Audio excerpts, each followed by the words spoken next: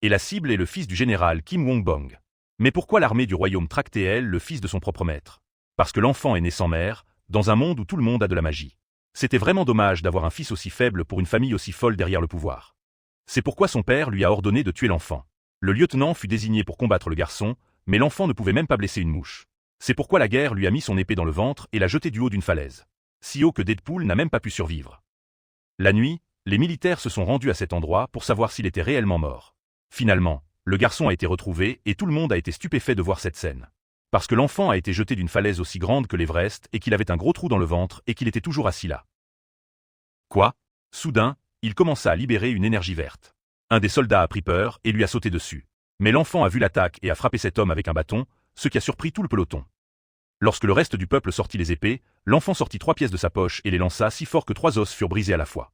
Le reste des soldats ont tenté leur chance, mais l'enfant qui était autrefois inutile détruisait toute l'armée. Le dernier homme debout a sorti son arme et lui a tiré dessus dans son angle mort. L'enfant lui a donné la balle et lui a dit de ralentir. Il attrapa le lieutenant par le cou et, le sourire aux lèvres, il tua le dernier ennemi sans même une seule égratignure. Mais qu'est-il arrivé à cet enfant? Comment est-il tombé de cette falaise sans aucune magie et comment s'est-il soudainement transformé en brelet? Il s'agit de Kim Tae-ju et les soldats ne savaient pas qu'en tombant, son esprit s'est rendu dans un autre monde où il est entré en collision avec un vieil homme.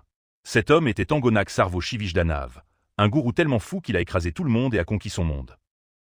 Lorsqu'ils rejoignirent leurs esprits, ils partagèrent leurs souvenirs et découvrirent qu'ils étaient la même personne dans le même univers, sauf que leur vie était très différente. Le vieil homme est devenu la personne la plus OP de son monde, tandis que l'enfant a été l'échec de sa famille et a finalement été tué.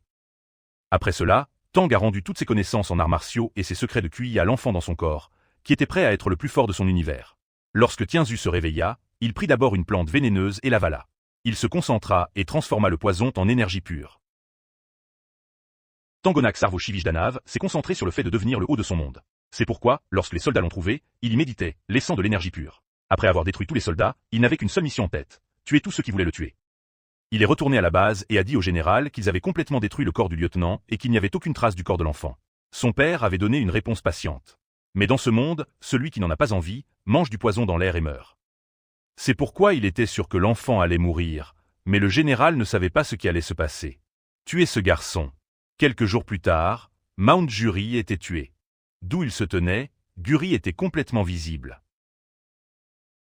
Lorsqu'on lui a demandé s'il avait vu cette scène pour la première fois, le jeune homme a confirmé qu'il était nouveau ici. L'homme à moustache comprit que le jeune homme n'aurait pas beaucoup d'informations sur sa ville. En 2026, Guri était une petite ville de Corée jusqu'à ce qu'il rejoigne l'Empire. Le mont Juri était plein de démons qui devaient être tués. C'est pourquoi l'empereur fit de Guri une ville indépendante. Cela lui apporta de nombreux avantages comme la réduction de la production d'animaux magiques et l'élimination des crimes.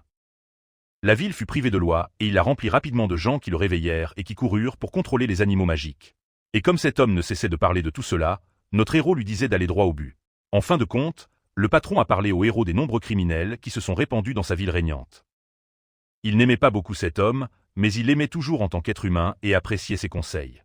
Il y a quelques jours, une attaque meurtrière a eu lieu contre To. Après cela, il a rompu toutes ses relations et a commencé à chercher un endroit où il pourrait acquérir le pouvoir. Et après quelques réflexions, la ville libre s'est avérée être l'endroit idéal pour lui. Après tout, le royaume n'avait pas beaucoup de contrôle sur la ville, il était donc difficile pour sa famille de connaître son emplacement. Il contenait de nombreuses choses empoisonnées pour améliorer les choses, ce qui s'avérerait très utile dans son entraînement. Tanju n'était toujours pas familier avec les arts martiaux. Debout sur le point de mourir par miracle, il rencontra son partenaire dans le monde des arts martiaux héroïques, connu comme le démon le plus venimeux. Notre héros trouvait étrange que la femme qui voulait le tuer lui ait rendu un grand service. Il décide de rassembler tranquillement le pouvoir et la richesse nécessaires pour être totalement libre. Au même moment, le patron lui demande son avis sur les plus forts du parti. Le vieil homme l'a étonnamment dirigé vers Yuvali Anula, qui était un rang Kawekner régulier. En tant qu'Awekner régulière, elle aurait été sur une plateforme du premier lieutenant tué par notre héros. Pourtant, pour une raison quelconque, cette femme se comportait étrangement. Soudain, Awekner a perdu connaissance. Et juste comme ça, elle est tombée au sol après avoir été mordue par un moustique mutant à 3 pattes. Tout le monde avait peur d'elle. Pourtant Ju, il n'a pas compris pourquoi c'était si grave. En même temps, il a décidé de gérer certaines situations. Avec un bâton magique, la femme rousse a canalisé toute sa puissance et a fait une boule de feu immense. Et juste comme ça, il y eut une forte explosion et la terreur du moustique disparut. Lorsqu'on a interrogé le patron sur la raison de cette horreur, il a répondu que dans ce verre, le pouvoir de faire disparaître Mena est permanent.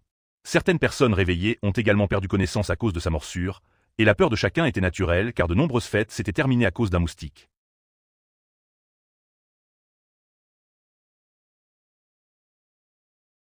Ainsi, le héros a profité de cette opportunité et a décidé de tester la jeune fille avec un art de lame venimeux. Et ce qu'il a découvert l'a particulièrement surpris. Un chasseur se mit à trembler car cette zone aurait dû être exempte de moustiques. Il a donc dit au chef d'équipe qu'il valait mieux reculer, ce que le chef a accepté. Puis une certaine agitation commença dans les hautes herbes. En voyant cela, le chef fut choqué. Il a donc demandé à son équipe de se préparer pour la guerre. Mais dès qu'il a appris qu'il était un lapin à poils longs, il a pensé qu'il était l'animal le plus bas de la région et un bon rat de laboratoire car il se reproduit très rapidement. En voyant cela, toute l'équipe se sentit soulagée. Ils pensaient qu'ils avaient peur sans raison, mais ils ne savaient pas que ce n'était pas un mensonge. Avant que quiconque puisse comprendre quoi que ce soit, le chef et le chasseur assis à côté de lui furent séparés de la foule. Le bœuf attaqua alors les humains, qui étaient des animaux très cruels, et il maintint leur présence avec son puissant rugissement. Voyant cela, le magicien distraya les démons et décida de consacrer du temps à sa... L'oncle lui a dit de ne pas l'attendre car il allait rester ici. Le vieil homme a essayé de donner une excuse au fait que les gens comme lui ne pouvaient rien faire ici. Mais l'oncle a décidé de l'aider. Et le patron vient de recevoir ce jeune... L'oncle lui a demandé de courir et lui a dit qu'il l'aiderait juste un peu. En disant cela, l'homme s'est mis à courir et n'a cessé de dire à son ami de se sauver. Au bout d'un moment, notre héros vit que les démons... Pendant ce temps, le magicien utilisait ses talents pour effrayer le bœuf. Il essayait de tuer le bœuf. Puis il vit que l'un d'eux s'en prenait à l'oncle. Voyant cela, il posa le pied à terre. L'oncle s'est bouché le nez à cause de l'odeur de chair brûlée. Puis il ressentit quelque chose de choquant. L'oncle a dit à la femme de se pencher. Et avant qu'elle ne comprenne quoi que ce soit, il fut attaqué avec une lame dans le cou par derrière. Pendant ce temps, il y avait un lac paisible dans le royaume divin qui répandait sa paix. Il y a un mois, il est arrivé dans ce royaume. Grâce à la connexion spirituelle, le vieil homme avait acquis des connaissances sur la planète Terre. Cela lui a donné la connaissance et grâce à elle, son objectif d'atteindre les royaumes supérieurs de l'existence a finalement été atteint. Cependant, c'était de sa faute s'il ne savait rien de mieux. En fin de compte, ce royaume divin s'est avéré être une merveilleuse maison de fous. En voyant cela, c'était vraiment surprenant qu'il y ait plein de fous de toutes sortes. Et aux yeux du démon venimeux, le fondateur de la communauté et le grand gourou n'étaient pas différents. En voyant cela, il y a un manque d'éducation chez chacun d'eux. Le vieil homme réalisa qu'essayer d'acquérir des connaissances était une chose insensée. Même alors, il ne pouvait nier que c'était une expérience agréable de partager son âme avec son jeune ami. De cette façon, le démon fut surpris de voir comment allait son successeur. Ils étaient tous les deux la même personne. Même alors, en raison de leur environnement, l'un d'eux avait peur et l'autre était respecté. Pour l'autre, il a été déclaré ingrat. C'est la raison pour laquelle le vieil homme avait espéré que ses capacités l'aideraient à améliorer sa condition. Pour vaincre les plus forts de son monde, l'oncle devait atteindre la 7e étoile de son nouvel art de la guerre mondiale. Le vieil homme a commencé à imaginer ce moment où lui et son ami ont appris que le vieil homme avait été attaqué par un vieil homme avec un couteau à la main.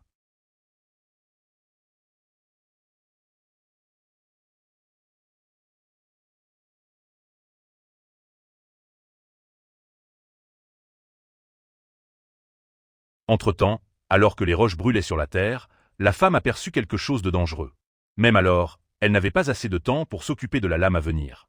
Voyant sa faiblesse, le héros n'avait d'autre... Alors l'oncle s'avança. Il décida de s'appuyer sur sa nouvelle compétence Aoi. C'est ainsi que les pièces furent vendues sur le champ de bataille. Dès qu'il a utilisé l'art de l'épée volante, le couteau s'est cassé. Et de cette façon, les projectiles lui ont frappé la tête et ont sauté. Et juste comme ça, l'artiste martial est finalement tombé au sol. Voyant cela, il fut agréablement surpris qu'une seule attaque soit nécessaire pour gérer l'ORC tout entier. L'oncle... Pourtant, il ne pouvait pas laisser paraître publique la nouvelle selon laquelle un inconnu était en train de tuer un ORC faible. Grâce à cela, de nombreuses personnes, comme son père, pouvaient le surveiller. Pour cette raison, il a immédiatement décidé...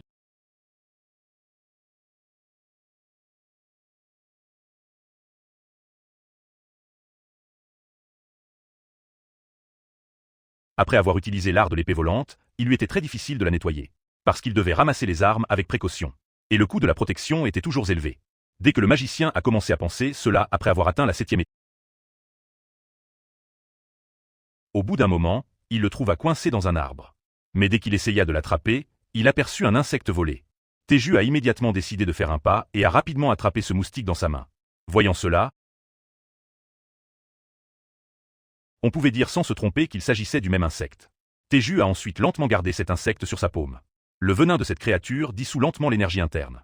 Et chez les créatures éveillées, cela bloque le flux de l'esprit. Notre magicien l'a immédiatement comparé au poison diffusant l'énergie du ver. Bien que les humains aient dû utiliser des équipements de protection sur Terre. Parce que contrairement au ver, il n'avait pas de chemin pour ce poison. Ce qui le rendait très dangereux. En découvrant la structure du poison, notre magicien obtiendra de l'aide pour tracer un chemin en utilisant les connaissances obtenues du vieil homme. En dehors de cela, il devra trouver de telles herbes dans son monde, qui se retrouvent dans le monde du vieil homme.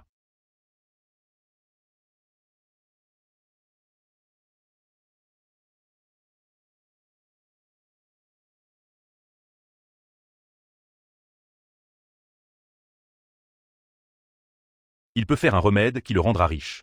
Après avoir dit cela, notre magicien a décidé de le tester à son retour chez lui. Puis il fut attiré par une voix intéressante. Teju a été choqué de voir ce qu'il a vu. Maintenant, il se trouvait face à un ORC aussi propre qu'il n'aurait pas dû venir dans cette région. Et il semblait que ces démons avaient soif de sang.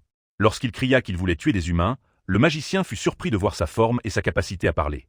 Quoi qu'il en soit, des démons purs peuvent être considérés comme éveillant des animaux magiques. Pire encore, le tout était qu'il ne devrait y avoir aucun ORC propre dans cette zone. Ce qui voulait dire que quelque chose se passait sur la montagne. En disant cela, l'ORC commença à tourner son arme. Teju a immédiatement donné un choc. La puissance de l'attaque a causé de nombreuses destructions. Le vieil homme fut surpris par son pouvoir destructeur.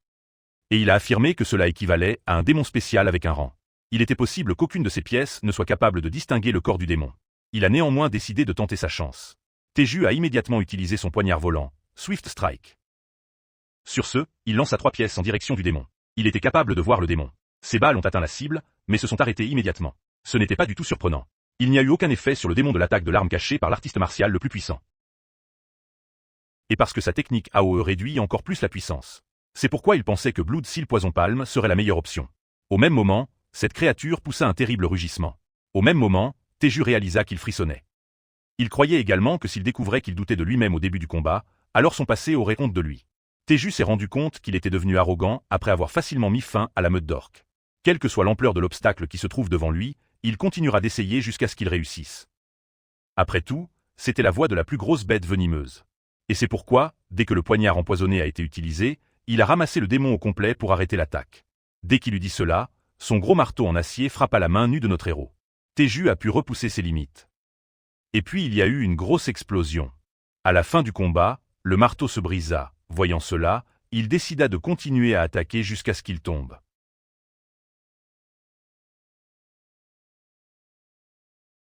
Puis un coup violent est sorti.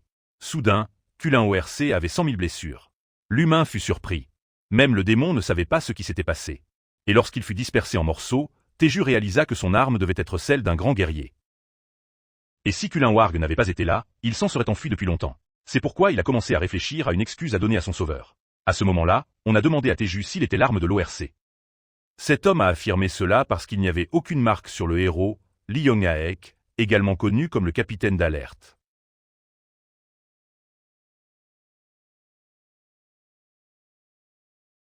Et le maître de guilde de Nogodon demanda une réponse. Teju a réalisé qu'une telle situation, un tel ego et un tel pouvoir ne peuvent provenir que d'une personne importante. Ce qui veut dire qu'il doit faire attention à ses propos. Pourtant, mais l'homme d'âge moyen ne se souciait pas de lui. Et il ne s'inquiétait que des choses qui étaient sûres selon ses paroles. Et dès qu'il raconta comment quelqu'un l'avait sauvé, le barbu se tourna pour voir de qui il s'agissait. Le portier a immédiatement reconnu Lee Yong-aek, qui était le maître de guilde des hooligans sans aucun problème, qui travaillait également comme maître de guilde des hooligans sans aucun problème.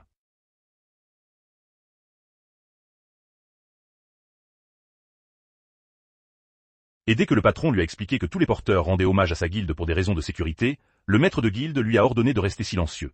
Le barbu s'est excusé d'être bavard et a remercié son sauveur avec son compagnon, ce qu'il a fait immédiatement. Lee Yong a demandé au jeune homme s'il n'avait vraiment rien à voir avec la violence de l'ORC parce qu'il était porteur. Teju l'a confirmé et a affirmé qu'il était seul avec ce démon maléfique lorsque le magicien qui avait nettoyé l'ORC était inconscient à cause de la fatigue. Tout en disant cela, Lee Yong-aek a convoqué le conseil. Lee Yong-aek a décidé de partir immédiatement. Pourtant, il avait autre chose à dire. Il est venu dans sa ville et a Puis il est parti en riant comme un fou et a dit à notre chef qu'il ne ferait pas preuve de pitié comme aujourd'hui. Après avoir quitté le comité, l'ancien patron était soulagé. C'est pourquoi il a dit avec force à son compagnon. Tae-ju a essayé d'expliquer que Lee Yong-aek n'était pas si mauvais, mais il a découvert qu'il était un officier corrompu qui appréciait le plaisir de la corruption et cachait certains crimes. En fait, toutes ces astuces consistaient simplement parce que le maître était une arme fondamentale, il était conseillé de sauver le nouveau porteur et de retirer immédiatement ses bagages de la montagne. Tae-ju pensait que si le capitaine Alerte ne l'avait pas interrogé, il aurait eu beaucoup de problèmes. Puis il réalisa immédiatement qu'il avait perdu un mois entier après avoir sacrifié son âme et après avoir utilisé les capacités de l'ancien patron. À partir de ce jour, il décide de prendre les choses plus au sérieux et jure de devenir puissant. La ville libre de Guri était presque pleine de fondations urbaines. Il y avait une pénurie d'hôpitaux car aucun bon médecin n'osait mettre les pieds dans cet endroit dangereux. La plupart des assistants médicaux ici étaient des médecins qui avaient fui la loi. Pour cette raison, les pharmacies et les hôpitaux de la ville libre ont beaucoup augmenté. Pour cette raison, les pharmaciens avaient le pouvoir de rédiger et de distribuer les médicaments recommandés et étaient utilisés pour collecter des médicaments et suivre des entraînements d'arts martiaux la nuit.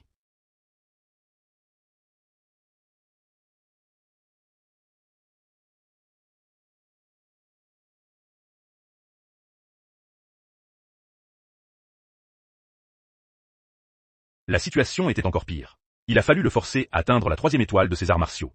Voyant cela, la préparation de l'antidote était si délicate. Mais à cause de cela, il a obtenu le pouvoir, ce qui signifie qu'il ne pouvait plus être facilement vaincu. Et si tout allait bien, Tae-ju Kim pourrait faire fortune. Après être entré dans le magasin, la boîte du client a été accueillie dans la pharmacie car l'employé au comptoir lui a dit qu'il était venu rencontrer le propriétaire. En entendant cela, la femme fut choquée. Ensuite, Tae-ju ne s'est pas acheté lui-même, mais l'a dit au vendeur. Assis au fond, l'homme écoutait tout cela. Puis il prit une profonde inspiration. Bakong Pyo, qui était également l'exploitant de son orphelinat, se disait le PDG de cette pharmacie. Tae-ju l'a immédiatement accueilli et lui a dit qu'il était venu vendre certains de ses médicaments maison. Le vieil homme était ennuyé par le fait que chaque jour quelqu'un ou l'autre venait à sa porte. Pour cette raison, il a immédiatement rejeté cette proposition et a dit au nouveau venu dans la ville que s'il veut gagner quelque chose, il devra alors aller à l'épicerie. Mais dès que Tae-ju a dit qu'il s'agissait d'un médicament contre les moustiques, le propriétaire a été surpris. Il avait l'impression d'avoir mal entendu. Le héros lui a dit que ce mutant était le traitement des moustiques à 3 pattes.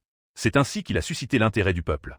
Il a dit qu'il s'agissait d'un médicament alimentaire qui pouvait être pris dès le début. Et lorsque ce jeune homme a raconté comment son effet avait duré environ 10 heures, le vieux propriétaire était particulièrement en colère. Il s'est mis en colère contre le fait que le jeune homme assis en face de lui n'essayait même pas de prouver son mensonge. Le fabricant de médicaments lui a donné 2 autres flacons. Il leur a donné sa carte et leur a dit que s'il changeait d'avis après le test, il devrait le contacter. Leur délai était jusqu'à minuit.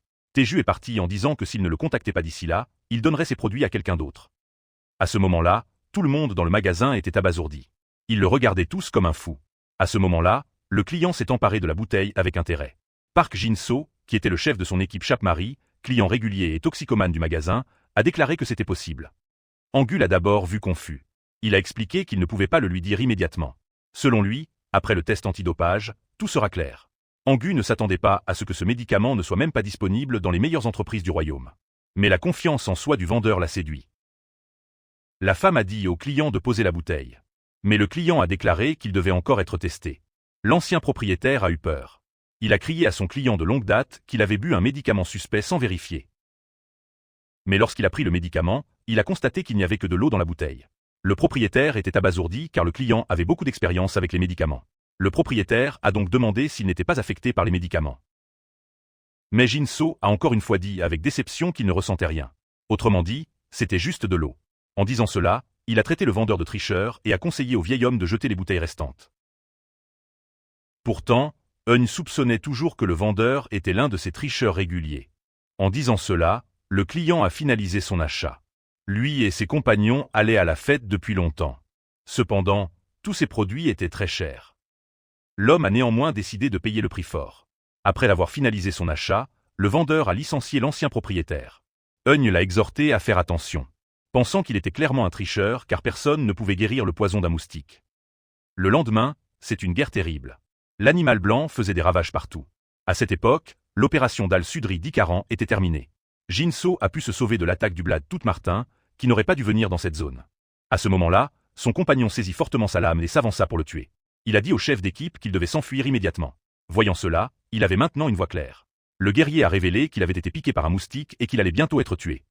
Son compagnon lui a dit d'attendre encore un peu, car il ne serait en sécurité que lorsqu'il serait pris en charge par le dernier Martin dont il s'occupait. Puis il a vu quelque chose de terrible. Il a vu un moustique mutant. Si Jinso avait été piqué par davantage de moustiques, il aurait perdu connaissance à cause du poison et aurait été empoisonné. Il avait peur d'être vraiment empoisonné parce que son dalle s'affaiblissait. Il se demandait quelle erreur il avait commise en faisant attention dans cette zone sans moustiques. Tout le groupe est soudainement tombé de Blad toute Martin, qui était soudainement arrivé dans la zone des moustiques mutants. Cette attaque soudaine a immédiatement mis fin à la poursuite anti-insecte de tout le groupe. Kishore n'était sans n'est voulu parce qu'il avait été blessé à cause de son insouciance et de sa peur. Premièrement, les membres du groupe qui ont été piqués par des moustiques ont décidé de repartir immédiatement.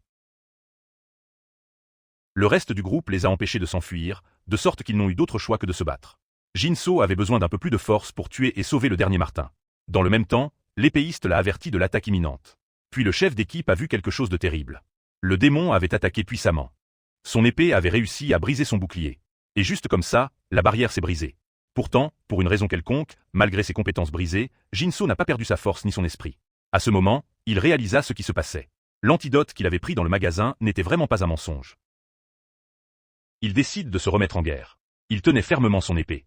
Le chef d'équipe a commencé à penser que si l'antidote fonctionnait réellement, alors la victoire n'était pas possible. Cette même nuit, quelqu'un entra rapidement dans le magasin de médicaments de l'ancien propriétaire. Jinso a couru parler au propriétaire. Il a demandé le prix du médicament anti-moustique et a demandé d'acheter la totalité du stock. Après un certain temps, sur le marché de Samken Free City, un bled tout Martin, considéré comme bon pour la puissance d'endurance, était vendu à 5 millions 1. Au loin, un crustacé spécial, un bouclier animal magique, se vendait 50 millions 1. La ville frontalière de Peugeot s'agrandissait. Ce garçon n'était jamais entré dans un marché aussi important et il y ressentait beaucoup d'enthousiasme. Tengu a pris un jour de congé et a pris la bonne décision. Pour fabriquer le médicament contre les moustiques, il devait atteindre la 3e étoile. Pour fabriquer le médicament, il était nécessaire de contrôler l'énergie interne afin que les éléments essentiels puissent être extraits des herbes médicinales et vénéneuses sans les herbes. Cependant, le héros faisait plus de travail, donc son poison augmentait. Il lui fallut un peu de temps pour digérer tout le poison. Lorsqu'il est arrivé au magasin, il s'est souvenu d'une réunion. Hong Pio lui avait demandé de signer un contrat pour acheter chaque flacon de médicaments. Il semblait que les médicaments fabriqués à la maison étaient efficaces. L'ancien propriétaire l'a confirmé et lui a expliqué comment cela allait révolutionner la chasse en montagne. Après cela, il s'est excusé auprès de Nayak de l'avoir traité de fou sans médecin. Hong Pio a ignoré cela et a demandé combien de bouteilles les jeunes avaient fabriquées.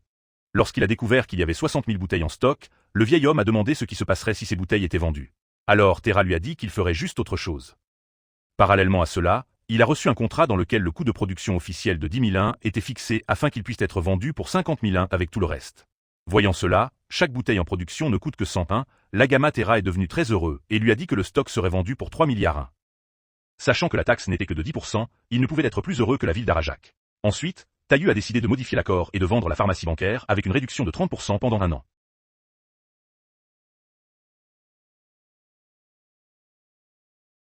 Cette personne était gérante d'un orphelinat.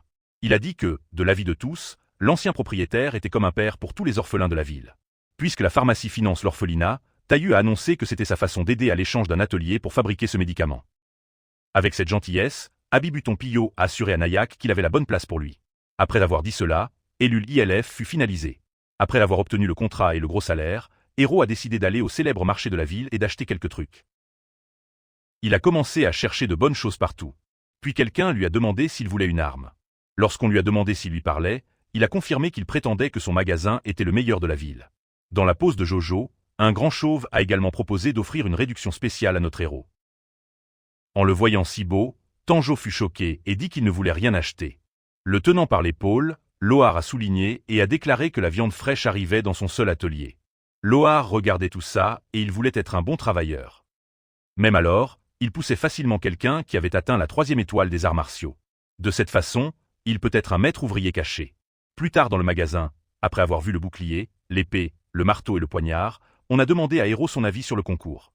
Lohar l'a vu impressionné et a répété qu'il était le meilleur de toute la ville.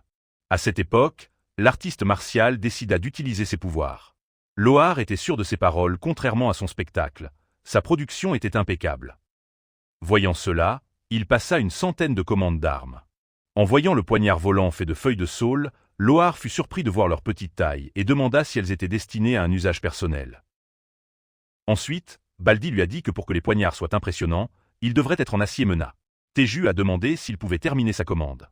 Cette personne a dit oui, mais elle a aussi dit que cela ne serait pas possible dans l'immédiat parce qu'elle manquait de matériel. Après avoir soigneusement calculé et ajouté une remise pour la beauté du client, Lohar a demandé un prix total de 250 millions. Et il a décidé de payer le prix fort d'un coup.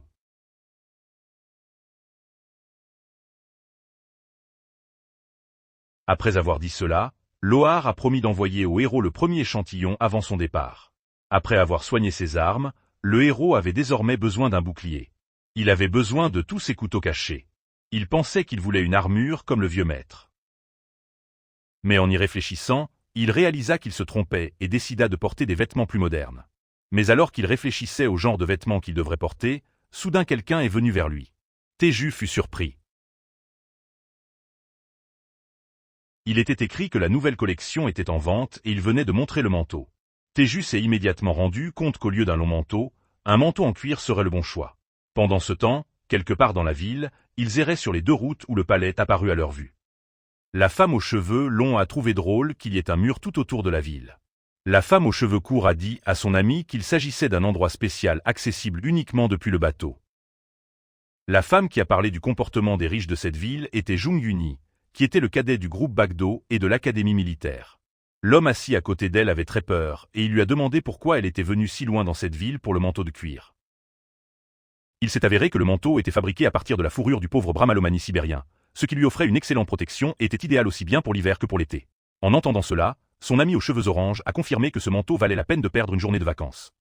Cependant, il s'est avéré que son grand-père, le président, lui avait prêté une carte noire. Yuni a refusé d'utiliser son argent. À ce moment-là, le train s'est finalement arrêté au marché de Guri.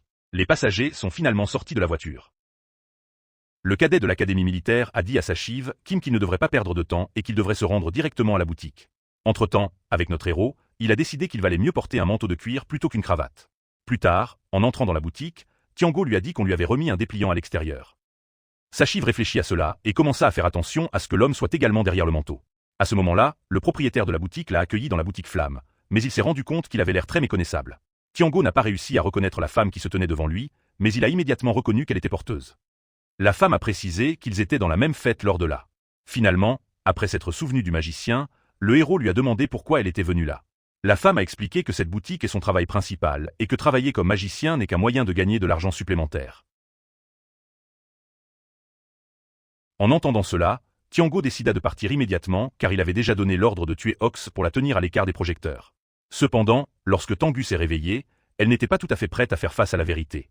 C'est pourquoi elle a décidé de la sauver parce qu'elle avait peur de poser beaucoup de questions, mais dès qu'elle était sur le point de partir, elle a été soudainement arrêtée. Le magicien voulait juste savoir si en réalité, le portier l'avait sauvée. Lorsque Nogudan lui a demandé si elle s'était évanouie après avoir terminé sa mission, elle a décidé de le supporter car il y avait des secrets avec son débiteur. Tengu a tenté de nier les allégations, mais la femme a commencé à frissonner. Elle le remercia du fond du cœur car c'est grâce à lui qu'elle put sauver son chef d'équipe et les cadavres de son amant. Lorsqu'elle pleurait, le héros ne savait pas comment gérer la situation. On ne peut nier qu'elle lui a finalement sauvé la vie, mais son objectif principal, qui était de tester ses capacités, pourrait être considéré comme égoïste.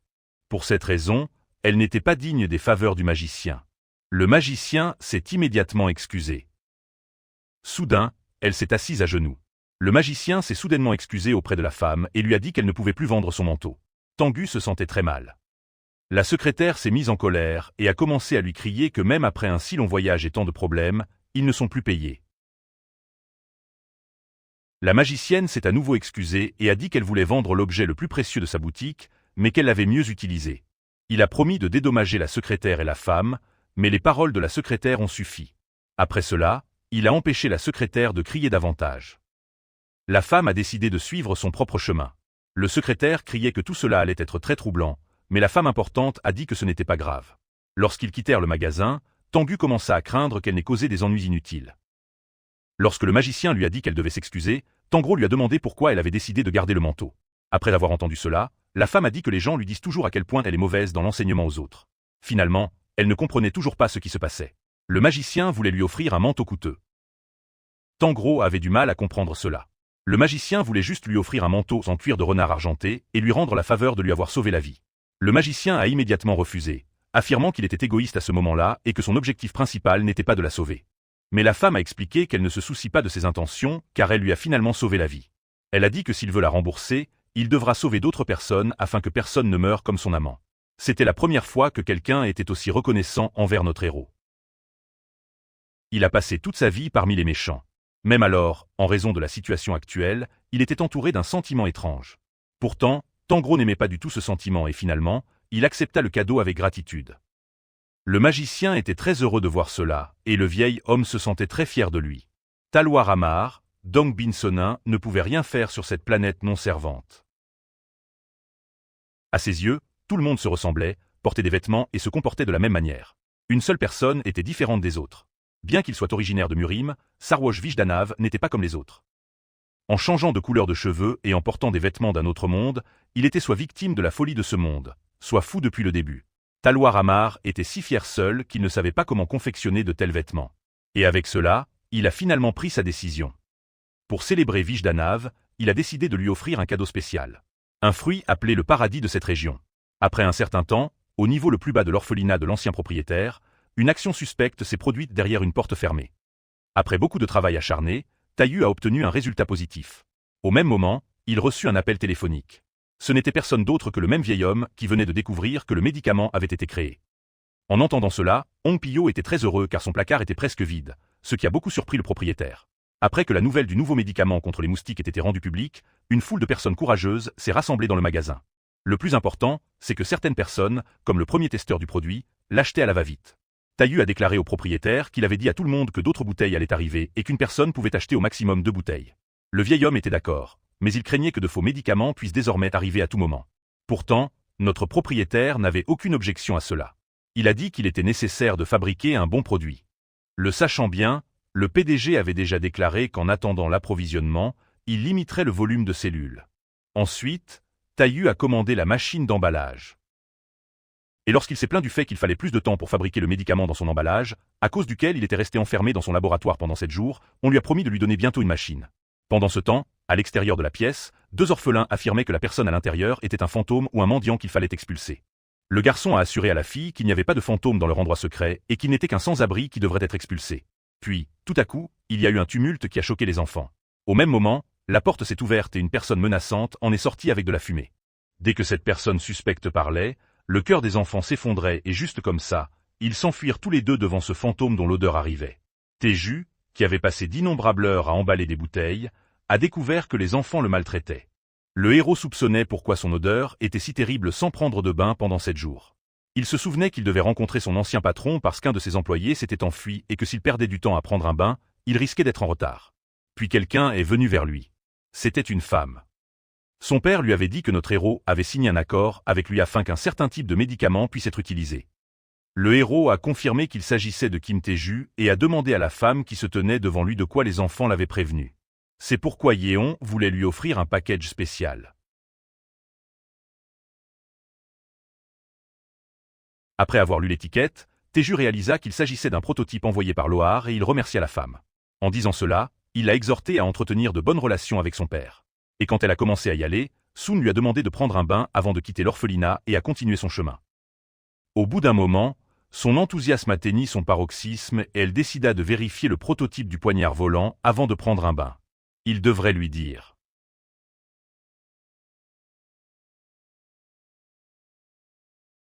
que notre héros n'aime pas ce genre de choses et c'est pourquoi il a rapidement déchiré ce message. Se sentant soulagé, Tae-ju décida de vérifier une lame. Il était très content de la lame car elle était très tranchante et solide. Son équilibre était également bon et son adhérence était également bonne. Et voyant l'excellente construction de ses armes, il commença à tendre le manteau. Il se souvenait que cet objet coûteux lui avait été offert gratuitement. Mais en voyant cela, il a gagné de l'argent. Il a pris la bonne décision et a décidé de l'acheter. Puis Tae-ju se souvint qu'il avait moins de temps et il alla prendre un bain. Finalement, le héros rejoignit le reste du peuple. Il a immédiatement exprimé son ancien patron. Cet homme l'a accueilli à cœur ouvert. Tae-ju s'est excusé d'être arrivé en retard, alors le patron a dit qu'il venait d'arriver. Et puis il les a remerciés d'être venus en si peu de temps. Mais dès que notre héros a dit au patron qu'il ne faisait que lui rendre sa gentillesse, quelqu'un a commencé à dire du mal de lui. Cette personne s'est mise en colère contre le fait qu'un clan ordinaire retardait sa chasse et lui a demandé de s'excuser. Cette personne arrogante était un disciple nommé Zhang Guanzin, qui était membre du clan malade. Il leur a rappelé qu'il ne s'agit pas d'une communauté sociale. Tae-ju a dit à cette personne de prêter attention à ses paroles et a déclaré qu'il n'avait aucune raison de s'excuser. Parler ainsi par une personne ordinaire agaçait le porteur de l'épée car il estimait que le clan devait s'incliner devant lui et s'excuser. Teju voulait mettre fin à ce combat, et il a compris que la première personne pour laquelle il travaillait était la raison pour laquelle il s'était enfui. À ce moment-là, on lui a dit que rompre un accord serait une lourde punition et on lui a dit de se contrôler parce qu'il était insulté. Après avoir enduré des insultes toute sa vie, Teju a décidé de le soutenir et s'est finalement excusé. À ce moment-là, les autres membres du groupe ont dit au porteur de l'épée de ne pas perdre de temps car ils lui ont dit qu'il allait vraiment couper le porteur. En disant cela, dès que le patron a commencé à s'excuser auprès de notre héros, le chef d'équipe a ordonné à tout le monde de partir. Teju a été surpris de se rendre dans un endroit où seulement 7 personnes sur 15 personnes sont nécessaires. Il a décidé de prévenir le parti qu'il ne participerait pas au combat. Mais Tienua a déclaré que s'il était en danger, il ne participerait pas au combat.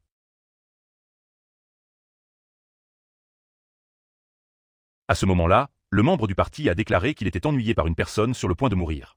Cela a beaucoup surpris notre héros. Wang Jin a décidé de tuer cette personne arrogante. Le chef d'équipe a rappelé aux membres de son groupe qu'il avait besoin des porteurs et s'il continuait à répondre, il a menacé de tuer Teju. Wang Jin a affirmé que dans la ville libre, le porteur devait vivre très confortablement et pouvait poser une question sur son numéro. Le chef d'équipe a dit en plaisantant que s'il continue d'insulter le porteur, il peut s'enfuir. C'est pourquoi l'épéiste a dit qu'il le tuerait.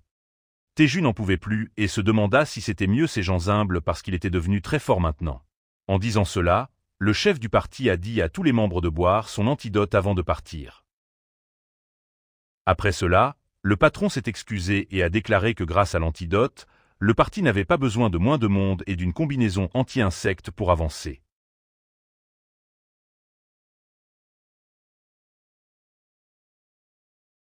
Le patron a dit qu'avant de donner le flacon d'antidote à notre héros, il se sentait bien d'avoir 2 nouvelles personnes avec lui. Teju a accepté son produit avec le sourire et a pensé à tous les avantages qu'il présentait.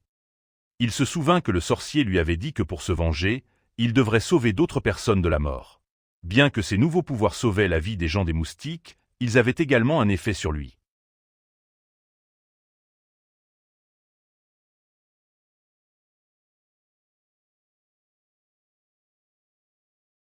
Il n'était pas une personne indulgente et aimait tuer ceux qui avaient tort avec lui. Notre héros a eu son cœur empoisonné à cause du sorcier. Même alors, il n'était pas contre parce qu'il était très impuissant à vivre sur Terre. Teju a demandé au patron de rester avec lui, mais l'homme a fait valoir que malgré sa réputation, il serait sans danger pour lui de vivre avec une personne en éveil. Le héros a confirmé qu'il prenait cela au sérieux, car il ressentait une sorte de présence noire dans la jungle. C'était un démon cruel qui le battait. Un jour, alors que la tribu Juji brûlait, l'homme derrière lui entra. Le vieil homme allongé sur le sol était fatigué et blessé. Le chef de la tribu, Jujichon, a crié à Danganok qu'il avait osé les déranger autant. Au même moment, Zerila Danav a commencé à se moquer de Bijli Danav. Il a également dit que le vieil homme devant lui et le reste de sa tribu travaillaient secrètement avec la secte des démons. Le chef a crié qu'il s'agissait d'une conspiration car il est l'une des 5 grandes tribus, et celui qui les contrôle a confirmé que toutes les sectes démoniaques étaient des menteurs, et ensuite on lui a lancé quelque chose. Le vieil homme avait très peur. La tête de son fils a été frappée au pied. Zerila Danav a déclaré que pour faire une balle de sang, il devrait être puni parce qu'il a ensuite mis au défi de le revendiquer une fois de plus. Zerila Danav détestait les gens comme Bijli Danav, qui sacrifiaient les faibles pour leur égoïsme. À cette époque, le vieil homme essaya de sauver sa vie et promit en retour de donner des informations. Mais le jeune homme ne pouvait ignorer le fait qu'à cause des péchés de Bijli Danav, d'innombrables âmes étaient mortes. Pour cette raison, il a décidé de le punir immédiatement, et seul Zerila Blad a plu sur lui. Le subordonné de notre chef, Swarjiya Danav, voulait également infliger la même punition. À l'heure actuelle, les membres du parti sur Terre sont soulagés de constater qu'il est devenu facile de chasser Martin, car ils n'ont pas à se soucier des moustiques. Zerila Danav était très heureuse de cette grande quantité de butin du voleur et il a réprimandé le chat lâche qui avait du mal à garder le chat dans sa maison parce que la fête ne réussissait que grâce à l'antidote qu'il avait fabriqué. À ce stade, il a commencé à penser sérieusement à les tuer. Mais finalement, il a décidé de ne pas fabriquer tel son nouveau couteau de lancer. Tigio savait très bien que s'il n'avait pas d'antidote, il serait très difficile pour le groupe de chasser les animaux. Pourtant, il se méfiait beaucoup de sa capacité à faire face à de futurs incidents. Nayak a averti le patron du danger imminent et lui a dit de rester à proximité. Mais cet homme était particulièrement délirant. Tigio a affirmé qu'il devrait relever un défi simple et célèbre sur cette montagne. L'attaque d'un animal magique. Le patron s'est mis à trembler dès qu'il a vu l'animal. Tout le monde était terrifié par l'apparition du loup aux cheveux roux. Pourtant, Tigio a assuré au patron qu'il n'y avait rien à craindre d'eux et lui a dit de tenir. Ce loup était un tel prédateur qu'il faudrait qu'un simple classeur s'en occupe. Cependant, ce n'était pas la chose la plus effrayante chez eux, car ils avançaient en groupe de 10. L'arrivée du deuxième loup a choqué Vagin, et c'est pourquoi il... Mais le loup donna un choc à la lame rapide. Voyant cela, l'épéiste prit peur et demanda ses ordres au chef d'équipe. Cependant, le chef d'équipe s'était déjà préparé à courir. Lorsque la fille qui l'accompagnait a crié de peur, l'homme lui a assuré qu'il s'en tiendrait à son plan habituel. Il lancera les porteurs pour distraire les loups afin qu'ils puissent courir en toute sécurité. En entendant, notre héros était heureux de faire cela. Il a immédiatement utilisé le flash unique Flying Daggerard et a lancé son projectile. Et juste comme ça, le poignard a couru vite et a touché la face du crâne de l'épéiste et le visage du chef d'équipe. Et juste comme ça, les cris de douleur résonnèrent dans toute la jungle. Le patron avait peur de voir ce qu'il avait vu. Ensuite, Tigio a envoyé le premier quitter son équipe, le deuxième pour se... Notre héros n'aimait pas les gens les plus lâches qui laissent les faibles pour eux-mêmes. L'épéiste et le chef d'équipe souffraient toujours car leurs oreilles avaient été coupées. Puis Vanju a vu quelque chose de très choquant. L'un des loups était déjà mort. Frissonnant, le patron demanda à Nayak comment il pouvait tuer le monstre d'un seul coup. Au même moment, le loup rouge restant décida de se venger de son partenaire. Mais l'artiste martial n'a pas... Après cela, Tigio a arrêté la fête et a demandé si c'était normal pour lui. Il voulait savoir s'il sacrifiait toujours le membre le plus faible dans une situation dangereuse. Vanju a crié qu'il était... Tigio s'attendait à une telle réaction, alors il a décidé de punir lui-même le parti. Et juste comme ça, il s'est immédiatement rendu dans un endroit sûr. Après cela, Tigio leur ordonna... C'est pour cela qu'il voulait que le parti se débarrasse de l'autre. Le chef d'équipe lui a dit des bêtises et a déclaré que si Awekner se mettait en colère, Tigio le regretterait. Après cela, il a commencé à crier après son membre effrayé. Tigio exclut que l'homme de grande taille n'avait pas besoin de ses oreilles parce qu'il ne comprenait pas les mots. Ensuite, le héros lui a rappelé que son travail consistait à ramasser des objets, tandis que son travail consistait à se battre. He also criticized them because they were much more confident Tigio was very serious about this. En entendant cela, tout le monde fut surpris, en particulier les épéistes qui confirmèrent qu'ils n'obéissaient. Pourtant, Tigio les prévint qu'ils ne pouvaient pas refuser à cause du loup rouge. En disant cela, l'épéiste a dit aux membres de son groupe de rester en ligne et juste comme ça, il a été giflé au visage. À ce moment-là, le chef du parti a promis de tuer Kuli, mais il n'a pas remarqué le loup qui se trouvait maintenant à côté de lui. Et juste comme ça, le loup a coupé la partie supérieure du chef du parti. Dès que les deux femmes restantes ont décidé de s'enfuir, l'animal s'est immédiatement occupé de l'une d'elles. Et de cette façon, lorsqu'il ne restait qu'un seul membre du groupe, l'animal innocent concentrait son attention sur sa dernière proie et juste comme ça, il utilisait ses puissantes griffes. Il a tué le dernier membre du groupe. Puis l'animal tourna les yeux. Finalement, il y avait une autre proie pour lui au sol. Le patron était inquiet car le démon le regardait comme s'il dansait. Le chef du parti était particulièrement en colère parce qu'il voulait garder l'animal en vie s'il voulait s'enfuir. Après avoir tué de nombreux inconnus, le loup perdit confiance en lui, même s'il avait constaté une différence de pouvoir entre lui et ses autres serviteurs. Parallèlement à cela, il ne restait qu'une seule option. Le chef du parti a décidé de le tuer.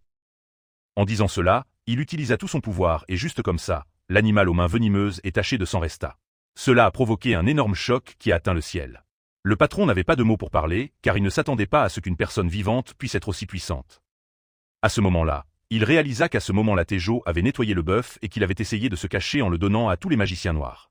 En entendant cela, le patron a été surpris que Tejo ait fait un plan pour lui parce qu'il avait vu tout l'incident. C'est pourquoi il est tombé à genoux et a commencé à implorer sa vie.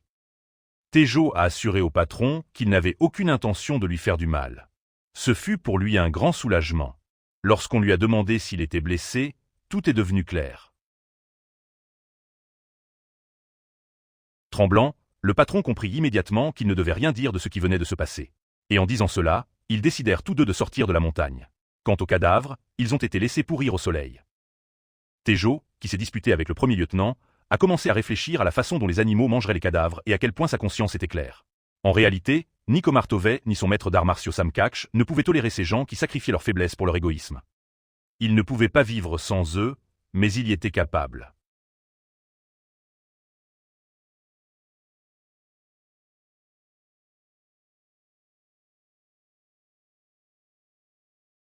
Tejo et Hong Pyo ont été blâmés pour cela parce que tout le monde était attiré vers la pharmacie en raison du traitement contre les moustiques. Les gros criaient qu'ils n'y avaient pas prêté attention depuis longtemps et qu'ils auraient dû écraser leurs petits représentants depuis longtemps. Le patron de Sepyong, Obambak, lui a rappelé que bien qu'il soit propriétaire de Mostamasi dans la ville et que le reste se trouve près de Chombong, Baek était le seul à ne pas s'être rendu. Lee Ji-loo, le patron de Gorge Nohori Drugstore, a accusé le comité d'avoir sauvé Hong Pyo parce qu'il était propriétaire de l'orphelinat. Au lieu de cela, il aurait dû essayer de trouver une solution par laquelle le différend aurait pu commencer. À cette époque, le représentant du J, Onok, le représentant de Parmeshi, Onok, les a calmés qui se disputaient toujours. Il a dit qu'ils devraient travailler ensemble et faire preuve d'honnêteté. Il a d'abord reconnu que son groupe n'avait pas réussi. Il semblait que toutes les grandes entreprises ne parvenaient pas à copier le traitement proposé par Nayak. Nambog était néanmoins sûr que son entreprise réaliserait son traitement avec le temps. Ses associés ont crié et ont dit qu'ils ne s'en souciaient pas et il a dit qu'ils devraient trouver une solution immédiatement. Après avoir dit cela, le représentant de l'UJ a déclaré que leurs mains étaient liées et que malgré leurs inquiétudes au sujet du comité, ils devraient toujours aller de l'avant. Le gros homme avait tellement d'espoir de la part de son ami et il lui a demandé si son enquête était terminée. Le représentant a décidé de partager ces informations. Il a découvert que le fondateur d'Antidote était le fils aîné d'un fonctionnaire de 29 ans et du général de brigade Padu Kim Bong. Nambog n'était pas satisfait de cette information car cela signifiait que Nayak ne devait pas être impliqué dans cette affaire. Pourtant, Unok a confirmé qu'il ne s'agissait que d'une partie du Himshell. D'après ces informations, Teju était un mineur rebuté qui était devenu soldat après avoir été expulsé de sa maison et son père avait une femme japonaise qui voulait le tuer et il avait 2 fils. Le gros homme a immédiatement supposé que Nayak s'était enfui de sa famille. Unok le confirma et décida de rencontrer Teju afin qu'il puisse lui faire une proposition plus alléchante que l'innocent Pyo et s'il avait refusé, ils auraient simplement adopté leur méthode meurtrière habituelle. Plus tard, au Mont Zuri, le département magique de protection des animaux de l'armée royale, quelqu'un a pointé la porte du commandant. La personnalité voulait savoir si ces informations lui étaient parvenues. L'officier a confirmé et affirmé que cette information lui avait été fournie par le comité d'autodéfense de la ville libre. Après avoir pris connaissance des informations personnelles de Nayak, le commandant s'est rendu compte qu'il était le fils du général Kim Mena Reject. Dans le passé, l'armée avait demandé un accord d'approbation que la ville libre avait rejeté. Mais comme le fondateur, le général Oh Sing, pensait que les choses seraient faciles grâce à la proximité de son père et de son fils, il a immédiatement demandé au général Kim de le rencontrer.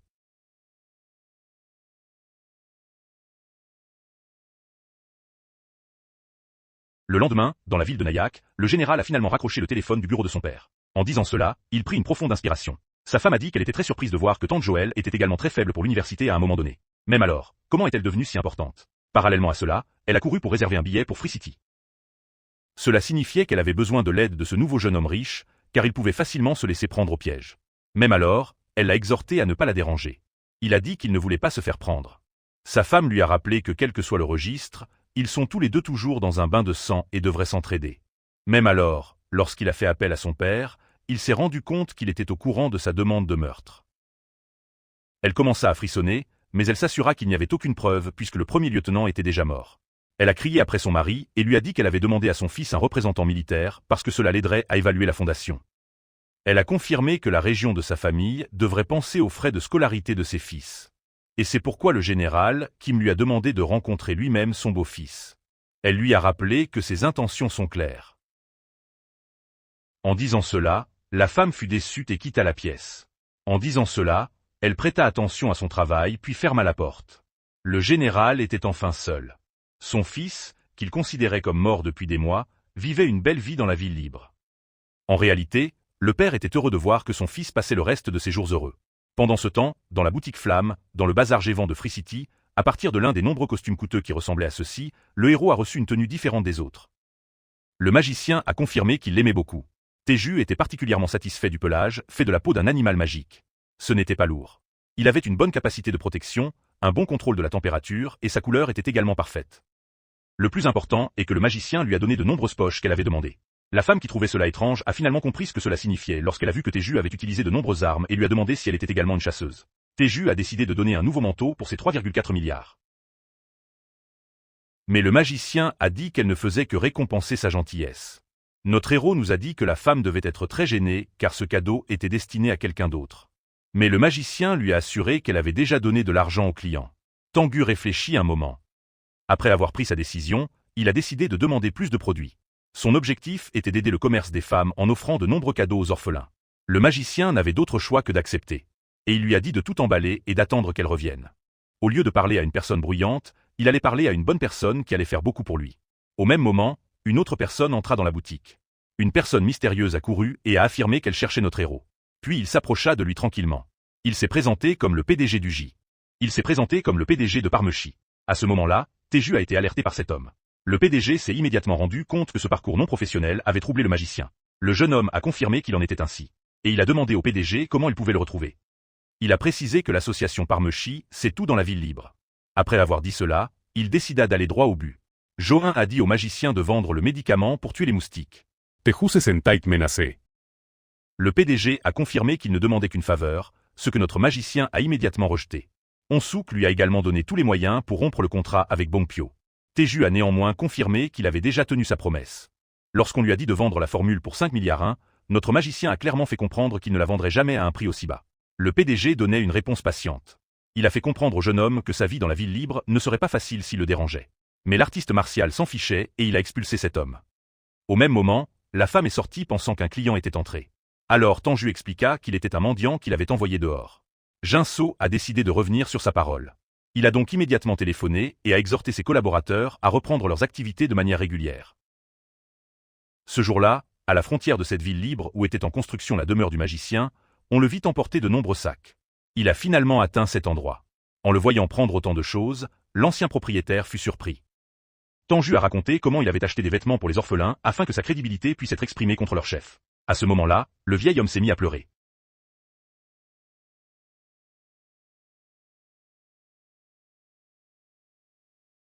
Il était également reconnaissant pour ce qui s'était passé. Car grâce à lui, la construction de son manoir se déroulait bien. Et dès qu'il lui dit qu'il voulait accepter sa proposition, le vieil homme lui demanda s'il en était sûr. Tenju a déclaré qu'après l'arrivée de June, il avait pris sa décision. Le chef était très en colère contre cela. Il craignait que le PDG ait fait du mal au héros. Tenju lui a assuré qu'il venait juste d'être menacé et lui a expliqué que cette conversation lui rappelait la façon dont les gens traitent les faibles. Pour cette raison, il a décidé de suivre les conseils du vieil homme et de créer sa propre entreprise de médicaments. Et a exhorté le vieux patron à l'aider.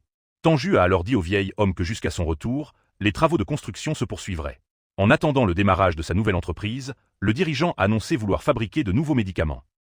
Cependant, de l'intérieur, il était particulièrement en colère contre le fait que personne n'ait prêté attention à son nouveau manteau coûteux. Arajaktarup Vishatmakala a été développé par Sarvok Vicheledanav, qui était le leader le plus fort de Tumurm. C'est avec les techniques traditionnelles de sa tribu, qui étaient divisées en 10 étoiles. Et à chaque niveau, l'utilisateur était autorisé à acquérir une nouvelle capacité. Après avoir acquis 10 étoiles, quelqu'un a besoin de connaissances pour acquérir l'âme du poison, qui était la clé de la technique secrète des 10 000 pétales torrentiels. Cette technique a vaincu Vishdanav, qui était le chef de sa secte démoniaque. Il y a eu un choc puissant sur Terre. Il y a eu un combat entre les humains et les animaux. L'utilisateur du poison prit une profonde inspiration. Avant de poignarder le crâne de son adversaire avec un couteau, le démon fut tué.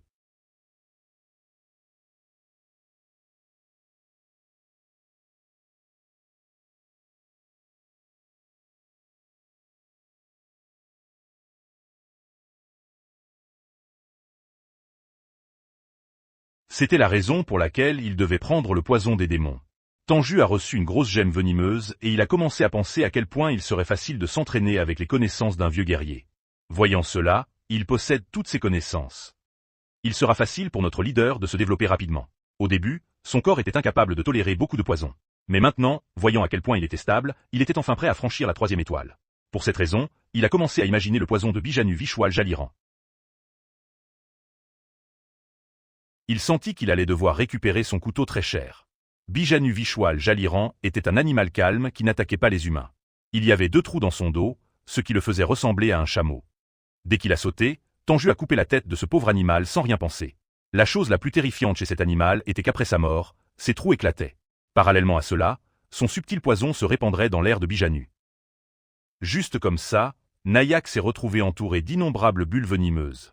Il lui a fallu 60 minutes pour le terminer. Après une enquête minutieuse, Nayak a immédiatement décidé de neutraliser le poison, car c'était le poison le plus puissant à ce jour. Et c'est ainsi que tout a commencé. Tenju commença à utiliser son pouvoir pour neutraliser le poison. Il essaya de concentrer son attention. Son objectif était de contrôler toute l'énergie du poison. Ce faisant, il pourrait le neutraliser. Si Nayak avait réussi à neutraliser le poison, il aurait pu atteindre l'étoile suivante. Ce jour-là, Après d'innombrables heures d'exploration, Nayak sentit qu'il avait trop neutralisé le poison. Parce qu'il avait passé beaucoup de temps à la transformer en énergie interne. Il y avait plus de poison sur Terre que dans le monde martial. C'est pourquoi notre héros a rapidement pris l'avantage. Il refusait de ressentir à nouveau cette faiblesse. En fait, il ne voulait s'incliner devant personne. Parallèlement à cela, après de nombreuses heures de travail acharné, Taiyuki a finalement obtenu la 4e étoile. Parallèlement à cela, il s'est levé. Le voyage vers la montagne a été plus long que prévu. Oui, il ne voulait plus perdre de temps. Cette nuit-là, le héros posa enfin son sac sur la boutique de médicaments de l'ancien propriétaire.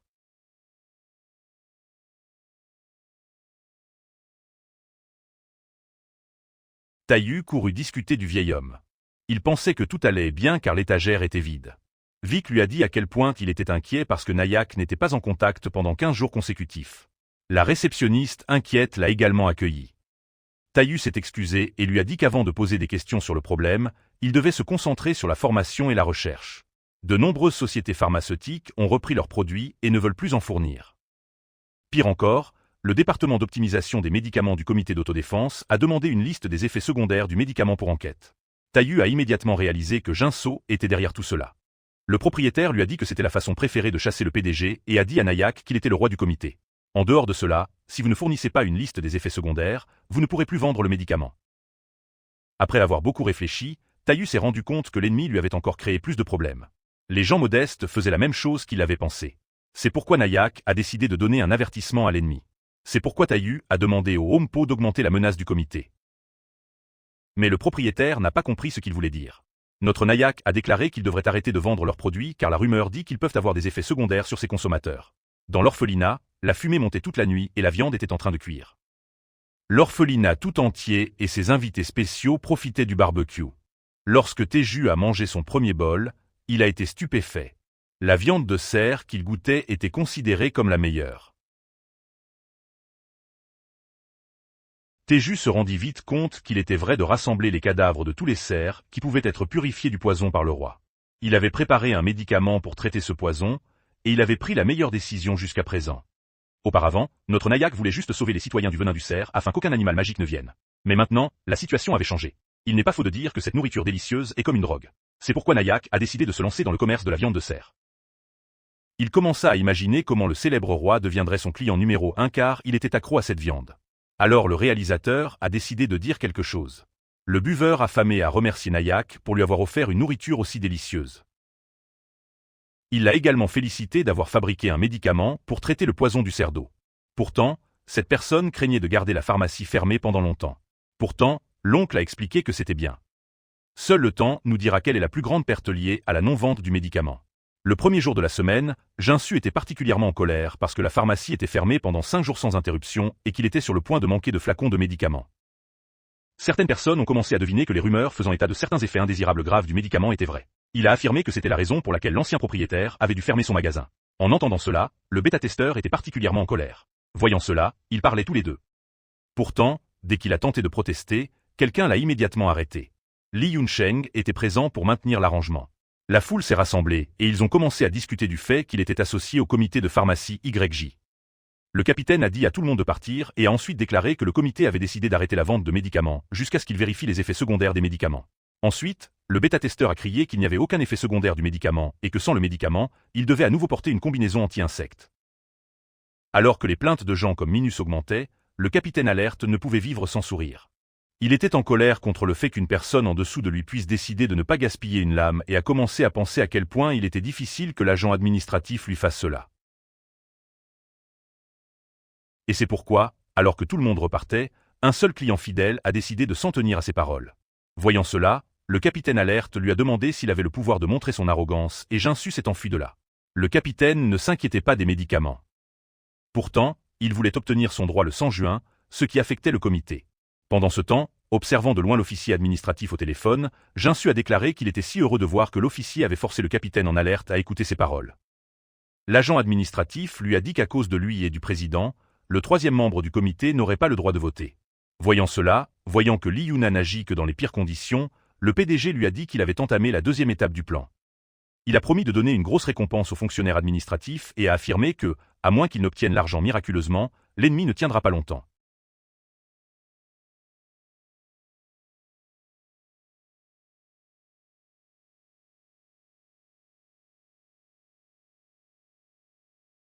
Mais quand il lui a dit beaucoup d'argent, Taju s'est inquiété d'avoir demandé le prix du marché à l'armée et d'avoir mis cette personne en colère. Mais à sa grande surprise, l'officier à côté de lui a affirmé que son commandant avait beaucoup apprécié. Lorsque le lieutenant général affirma que Taju vendait son produit à un prix très bas, le jeune homme fut particulièrement confus. Après avoir confirmé qu'il disposait de la richesse nécessaire, le commandant a exigé que la moitié de l'argent lui soit remise, et le jeune homme lui a ordonné de tester le paquet.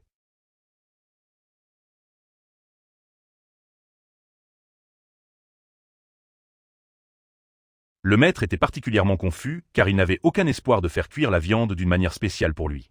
Le lieutenant général lui a expliqué qu'il évitait récemment la viande pour sa santé. Taju lui a dit de donner cette viande au roi. Dans cette situation, voyant qu'il s'agissait de la viande d'un cerf d'eau venimeux, l'autre officier présent dans la pièce a été très surpris car la construction de cette viande était différente de celle des autres. Le héros secoua la tête avec confiance et vit à quel point le soldat devant lui était fort. Le commandant lui a donné la possibilité de rejoindre à nouveau l'armée. Ces simples mots ont suffi à réveiller le comportement meurtrier de notre héros. L'animal magique du Mont Zéri est présent comme un ordre de l'Empire protecteur. Sa mission est de combattre les vagues d'animaux magiques et de contrôler leur nombre. C'est pour cela que le commandant s'est senti accablé lorsqu'il est arrivé là-bas, car il avait une lourde responsabilité sur ses épaules. Pourtant, il a finalement trouvé un moyen de se sauver. Le lieutenant général ne pouvait s'empêcher de penser au traitement des cerfs d'eau. Il avait promis de nourrir les cerfs d'eau. Il a réussi et ses commandes sont exécutées. Le commandant avait déjà supposé qu'à cause de la pluie de juin, Taju se tournerait vers eux et que le lendemain on lui parlerait de la chasse aux cerfs d'eau. Parallèlement, le maître a demandé à son assistant de garder un œil sur le fabricant de médicaments et de l'aider si nécessaire. Après cela, le général a félicité l'activiste qui a toujours montré des résultats inébranlables et sans aucune relation. Il était heureux d'être enfin reconnu par ses aînés.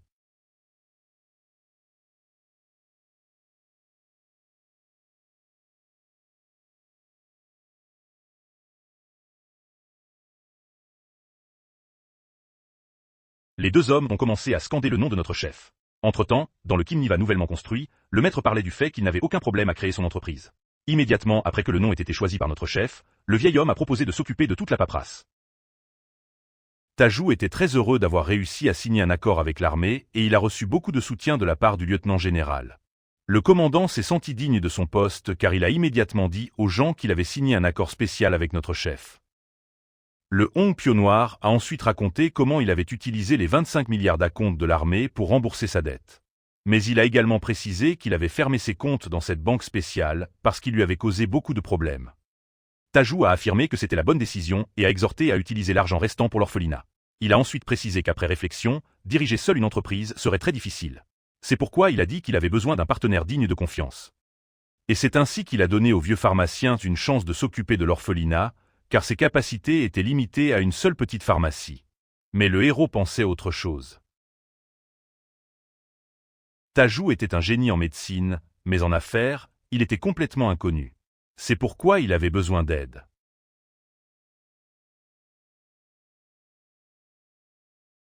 Pourtant, le vieil homme insista pour ne prendre que 10% des bénéfices, mais le héros refusa car son compagnon était seul dans l'opération. En fin de compte, Hélé a accepté, mais elle a affirmé qu'il ne serait pas en mesure de diriger ces choses parce que dans son esprit, il y avait quelqu'un de plus qualifié que lui pour ce poste.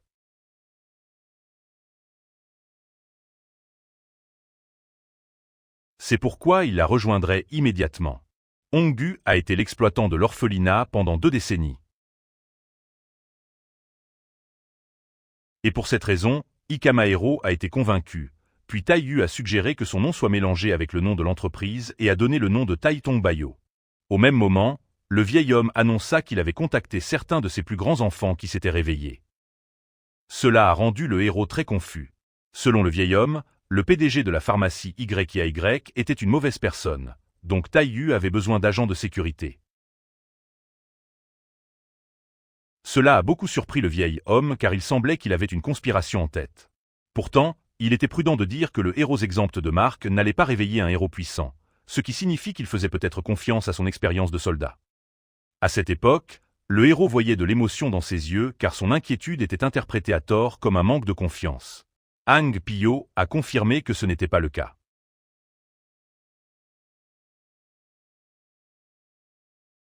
Taiyu voulait tester sa force et sa capacité à avancer.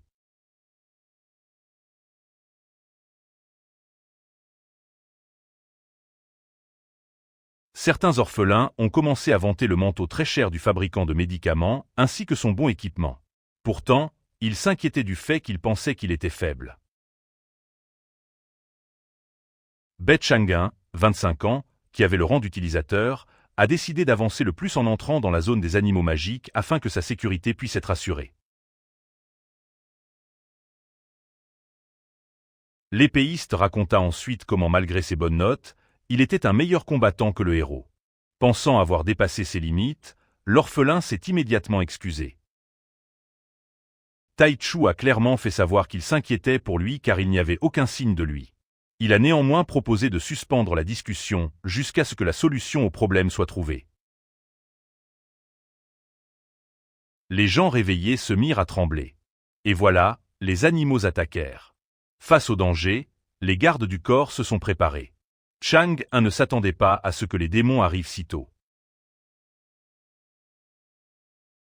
Il sortit de sa poche un tas de clous et des balles de golf. Ensuite, le héros a pris soin de lui et les a tous laissés ensemble. C'était sa technique. Le poignard était cassé. Même si elle était faible en raison de la marche en grand groupe, la tempête Martin devait être prise au sérieux. Même alors, il y avait une certaine incrédulité à l'égard de ces créatures qui pouvaient créer la peur dans le cœur d'un utilisateur. Ils étaient complètement dispersés. Au sommet, l'entreprise n'a même pas transpiré. Le héros était très ennuyé par ce groupe. Selon lui, il était si cruel qu'il est mort avant de pouvoir utiliser un poignard sur lui. Tizu ne pouvait pas prendre le risque de blesser les enfants de l'ancien propriétaire. Pour faire face rapidement à l'ennemi, il a utilisé des armes cachées, appelées mousladar barish, des aiguilles à floraison pure et des lances de fer. Le principal problème était que ces armes ne pouvaient pas être restituées, c'est-à-dire qu'il allait y avoir une grande attaque contre son Batua. Taiyu était impatient d'atteindre la 7e étoile afin de pouvoir enfin acquérir l'habileté de la ramener. Alors le jeune épéiste s'approcha de notre héros et lui demanda s'il faisait partie de ces guerriers capables de cacher ses marques. Teju a clairement fait savoir qu'il n'allait pas se réveiller dès le début et qu'il dirigerait. Chang'an a essayé de donner une excuse en disant qu'on lui avait confié la tâche de trouver la cible.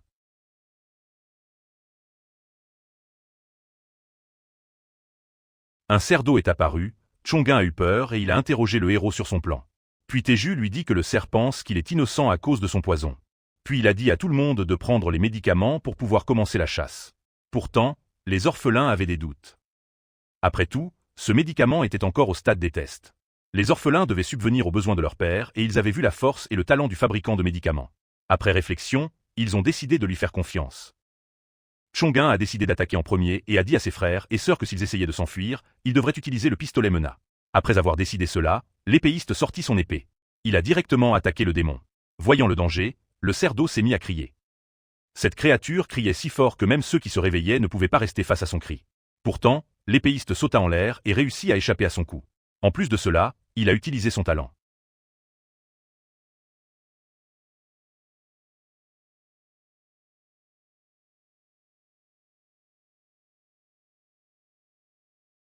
Les abeilles très venimeuses ont été laissées dans les airs.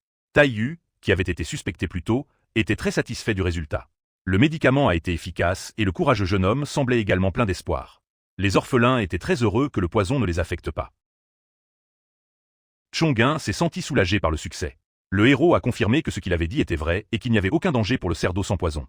Certains heureux orphelins se sont excusés de l'avoir soupçonné, tandis que d'autres ont déclaré qu'il lui avait toujours fait confiance. Après s'être mis hors de danger, le héros décide de recommencer à chasser. Mais avant d'avancer, il a demandé à son garde d'emporter la viande de cerf avec lui. Voyant qu'une fois que le poison deviendra médicinal, la proie sera complètement éliminée. Pendant ce temps, à New Soi, dans la région orientale de Manuri, les ouvriers étaient toujours occupés. Au même moment, un manager est venu voir Baek. Le plus jeune responsable du service de planification militaire, Sion, 39 ans, sourit et répond au chef. Un homme nommé John Juop est venu directement au sujet et a demandé à la jeune fille s'il était vraiment un orphelin né à HP. Il l'a confirmé, car l'éducation de son père était sans nutrition en HP. Le directeur adjoint était heureux d'entendre cela et a demandé à la jeune fille de reporter tous ses projets en cours.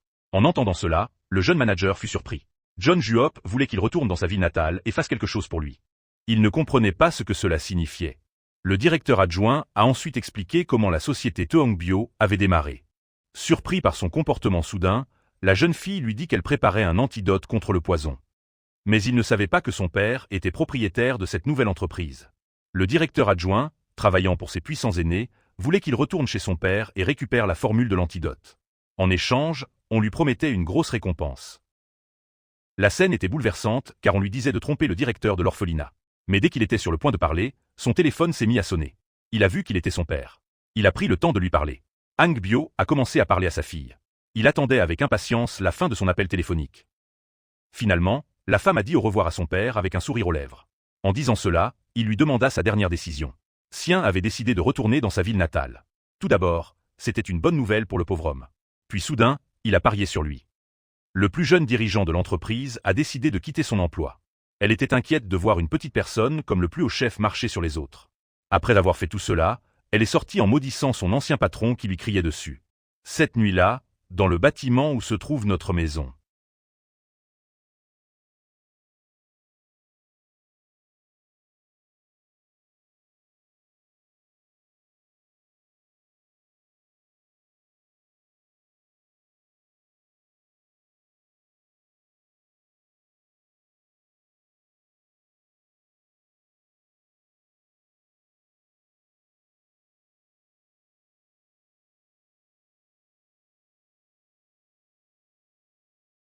A été construit, il y avait beaucoup de monde. Pour cette raison, Tanju avait besoin d'associés de confiance comme des orphelins. Après avoir fabriqué les produits de l'entreprise et l'antidote, Tanju était enfin libre de fabriquer de nouveaux médicaments. Premièrement, il voulait juste économiser de l'argent pour lui-même. Cependant, la situation était désormais différente. Tanju n'avait aucun problème à être bon. Après tout, s'il n'existait pas, il n'aurait pas pu acheter un appartement aussi luxueux. Il se sentait étrange la première fois en entrant chez lui. Après cela, l'expérience de sauver l'âme, avant de fabriquer son premier antidote, il est allé vivre comme porteur dans la ville libre.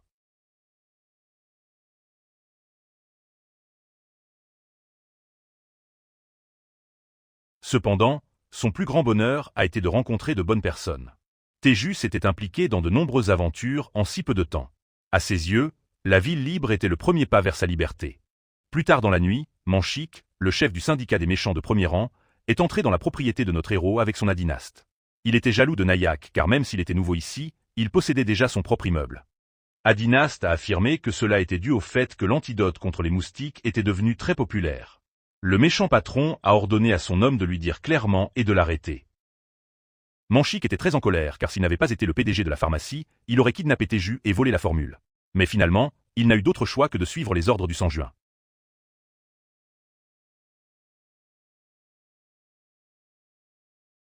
Le patron a quitté la conversation avec son homme et l'a forcé à s'injecter le médicament, ce qui a facilité son enlèvement. Sur ce, la porte s'ouvrit doucement. Prenant une seringue à la main, il s'est approché tranquillement et après s'être approché une fois assez près, le criminel a décidé de passer à l'action. Mais dès que l'aiguille était sur le point de frapper, la main du criminel s'est soudainement arrêtée.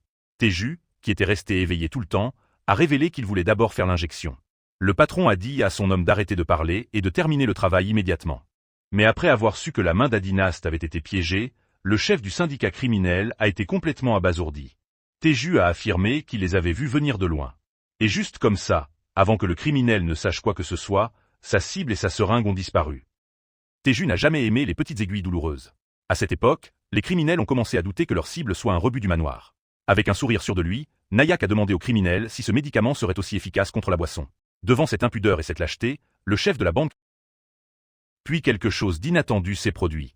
Teju aimait le médicament et il décida d'en demander davantage à ses adversaires. On savait depuis longtemps qu'un gang criminel de la ville libre faisait du trafic de drogue, et il était clair qu'il avait le soutien d'un membre du comité.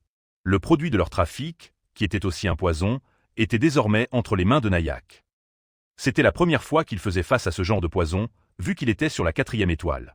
Nayak pouvait le gérer facilement, car il se souvenait de la façon dont son maître Sam Kaksh consommait toutes sortes de drogues à son époque. Pour cette raison, Teju est devenu toxicomane comme lui.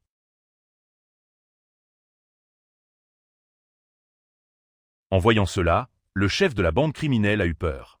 Teju voulait savoir qui était derrière tout cela, mais l'agresseur a refusé de répondre, craignant pour sa vie. C'est pourquoi Nayak a fait ce qu'il devait faire, ce qu'il a fait crier toute la nuit. Le lendemain, le capitaine Alerte regardait par la fenêtre et réfléchissait. Le fabricant du médicament miraculeux, Kim Taju, avait signalé un crime. Son assistant a confirmé qu'il avait surpris les criminels dans sa maison en train de tenter de l'enlever et qu'après avoir découvert la vérité, il avait eu besoin de ses services. Le maître s'est immédiatement rendu compte que le PDG du J-Pharmacie était derrière tout ce. Le moyen le plus rapide de résoudre ce problème était de l'emmener à l'intérieur. Cependant, le PDG avait clairement un gros problème. Il s'est rendu compte qu'il avait une affaire compliquée à résoudre et que son équipe devrait travailler dur pour en... Pour cette raison, le capitaine a supposé qu'il n'avait qu'une seule option. Pendant ce temps, alors que les deux propriétaires se trouvaient devant leurs prisonniers dans la maison de notre héros, le patron s'est retrouvé dans une sorte d'état de mort cérébrale. Au même moment, quelqu'un y arrive. Finalement, les gardes y arrivent. Hong Peo accueille le propriétaire et ses compagnons à cœur ouvert. Mais il ressent le plus grand choc lorsqu'il est immédiatement ignoré. Le maître se tenait au-dessus du gangster, et dès qu'un garde essayait d'éloigner le vieux propriétaire, puis cet homme a utilisé son droit et a décidé de tuer le patron ici et maintenant. Puis quelque chose lui a été lancé. L'homme s'envola rapidement et arrêta le poignard. L'oncle voulait savoir pourquoi le capitaine voulait... Ensuite, il a montré une vidéo du patron de Kalanayak, dans laquelle il admet que le PDG du J-Pharmacie est derrière le vol et qu'il voulait droguer Nayak. Mais en le voyant, il devine immédiatement que le capitaine devrait savoir tout cela. Lorsqu'on lui a demandé son nom, Gamandi a répondu qu'il s'appelait Tayu. Le capitaine a immédiatement reconnu qu'il était un développeur de médicaments. Puis il décida de se calmer. Le maître décida de nouveau de regarder la personne qui se trouvait devant et fut surpris de voir qu'il semblait se trouver devant le même porteur qui était venu plus tôt. Tayu n'a rien dit auparavant. Lorsqu'on lui a demandé s'il allait réellement fabriquer, l'épéiste a ensuite affirmé qu'il n'avait pas autant d'influence. Au bout d'un moment, il sourit avec contentement. Alors le capitaine dit fermement que c'est la loi de la ville libre. Il a tué Nayak et les criminels ensemble et a décidé de donner la dernière chance pour mettre fin aux choses rapidement. Pourtant, Tayu a... Voyant cela, le maître a défié l'homme d'arrêter la condamnation à mort. Tayu n'eut pas le temps de répondre. Il sortit immédiatement son couteau et le lança sur le capitaine. L'homme a été alerté par l'arrivée du projectile. Il lui semblait désormais évident que le fabricant de drogue avait lui-même arrêté les criminels. Il ne pouvait pas vivre sans louer son talent, et comment peut-il le battre? De cette façon, voyant comment il avait arrêté la condamnation à mort à 2 reprises, le membre du... Pourtant, lorsque notre héros gardait la bouche fermée, il vit quelque chose d'intéressant. Il sauta en l'air pour échapper à la lame qui arrivait et lança un couteau sur son adversaire. Tayu se préparait à une puissante attaque. Son adversaire faisait de même. Soudain, des gens en combinaison en ont sauté. Entre en grand le lieutenant général, venu arrêter le capitaine alerte. Dès qu'il a sauté de l'hélicoptère et atterri au sol, le commandant a arrêté l'armée. Avec l'arrivée de l'armée, tout le monde est devenu alerte. Le lieutenant général expliqua sa vieille connaissance. Jingok voulait savoir ce que faisait l'armée dans la ville libre. Le commandant a déclaré qu'il n'avait besoin de la permission de personne pour rencontrer Guerra. Le capitaine accusait l'armée d'intervenir dans les affaires de sa ville. Une conscience puissante montrait clairement qu'il n'était pas là en tant que lieutenant général. Ojin Yeong a dit qu'il était là en tant que citoyen. Pour cette raison, Kama a demandé à l'autre maître de ne pas s'immiscer dans les affaires de l'un sans l'autre. Il ne serait pas possible pour un citoyen de voir son ami qui a confirmé qu'il n'était pas blessé. Pourtant, certaines personnes l'ont exhorté à obtenir justice. Le général de division du grade de maître a affirmé qu'il tuerait la personne qui se comporterait mal avec celui qui lui avait donné l'antidote. Un autre maître nommé Park Pilsen lui a suggéré de confier certains de ses hommes comme garde du corps. Le 3e major Hong Juntai lui a demandé d'apporter des médicaments. Voyant cela, le capitaine alerte a supposé qu'il connaissait déjà ces puissants gens cruels de l'armée Teju parce que son père était brigadier, mais Maître Lee a dit qu'il était une personne occupée différente de ces gens.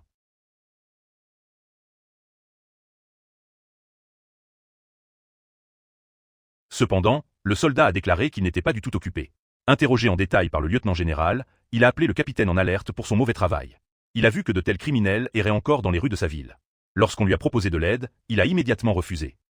Parallèlement à cela, le capitaine a décidé d'emmener ses prisonniers avec lui. Après cela, Ojin Yeong a annoncé qu'il garderait les criminels avec lui. Le membre du comité a considéré cela comme une plaisanterie.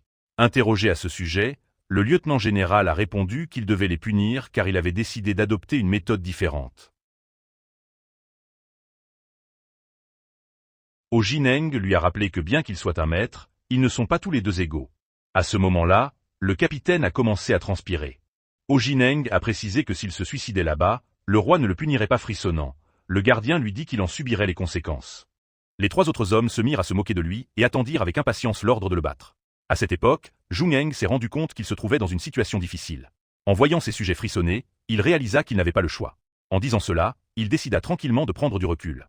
Ojin a vu que le capitaine recevait de l'amour et du respect dans sa ville depuis longtemps. En disant cela, Nayak a remercié son bienfaiteur. Le lieutenant général était prêt à tout pour ses collègues. En fait, ils sont immédiatement arrivés sur les lieux lorsque Hong Pyo a été appelé. Et c'est tout. Le pire, c'est qu'en raison de la maladresse du lieutenant général, Nayak et son partenaire commercial étaient tous deux sains et saufs. Le plus important était qu'il puisse garder ses témoins. Dès que les criminels ont été amenés devant lui, Ho Jineng affirmait qu'il les attraperait pour tuer leur cerveau. Il a essayé de faire comprendre que ce problème n'était que le sien. Mais les soldats pensaient à autre chose. Car si l'ennemi était intervenu dans la production de l'antidote, alors toute l'armée aurait été en danger. Il a également précisé que le fabricant de médicaments n'était plus obligé de traiter avec le capitaine. En entendant cela, Teju sentit que son poison de 4e étoile était encore très faible pour affecter un maître. Cela ne l'a pas du tout affecté. Et si le lieutenant général n'était pas intervenu, la victoire n'aurait pas été aussi certaine que la défaite. Pour cette raison, Teju voulait à nouveau gagner plus de pouvoir afin de ne pas se retrouver impuissant. Entre-temps, il a été touché par un couteau lancé par le mercenaire. Il pensait qu'ils étaient venimeux. Au même moment, Jung Aek a soudainement ressenti de la douleur. Le poison avait commencé à se répandre. À ce moment-là, il s'est rendu compte qu'il était en difficulté. Son subordonné s'est immédiatement rendu compte que quelque chose n'allait pas. C'est pourquoi on lui a ordonné de l'emmener immédiatement à l'hôpital. En disant cela, le garde a appuyé sur l'accélérateur. Et un seul maître est devenu très faible. Plus tard, alors qu'il volait dans les airs, tous les soldats surveillaient les prisonniers. Craignant pour sa vie, le patron du général mercenaire a confirmé qu'il n'avait pas besoin de témoigner. En disant cela, il se tourna vers l'un de ses hommes. Le commandant a immédiatement tenu la poignée et a ouvert la porte de l'hélicoptère. À ce moment-là, les prisonniers étaient effrayés parce que l'homme avait reçu l'ordre de les expulser. Et seulement 4 prisonniers sont morts. Les travaux étaient terminés. Ensuite, Juni a reçu l'ordre de faire de même pour le PDG de Yosa Pharmacy. Le commandant ordonna également que des soldats soient envoyés pour protéger la compagnie de héros. Ho Jin Yeong a finalement eu la chance de s'approcher de Kim Tajo. Pendant ce temps, Chang'un a appelé Seong à la gare. La femme a dit à son frère qu'il venait d'arriver en ville. Après cela, elle a été choquée d'apprendre que le compagnon de son père avait donné à l'orphelinat un médicament d'une valeur d'1 milliard de dollars. Et après avoir su qu'elle avait finalisé son 2e médicament, Seong a été complètement surprise car il s'est avéré que Tajo n'était pas un escroc. En disant cela, elle a donné une carte d'appel alors qu'elle était assise dans le taxi. La jeune fille a dit au chauffeur de la ramener chez elle. Elle était désormais convaincue qu'elle ne pourrait pas retourner en ville. Seong était heureuse de voir arriver l'un de ses plus jeunes enfants. La jeune fille a confirmé que dès que son père l'avait appelée, elle était rentrée à la maison. Seong l'a remercié et lui a demandé de l'accompagner. Young a donc demandé quel genre de célébration était célébrée et il était impatient de savoir ce qu'il y avait dans le navire. Alors le vieil homme prétendit que c'était un cerf d'eau. Sachant cela, elle fut encore plus surprise. Cela signifiait que son frère disait la vérité à propos de l'antidote, ce qui fut confirmé par son père. Après cela, Seong a proposé de rencontrer son partenaire commercial qui voulait qu'il s'occupe.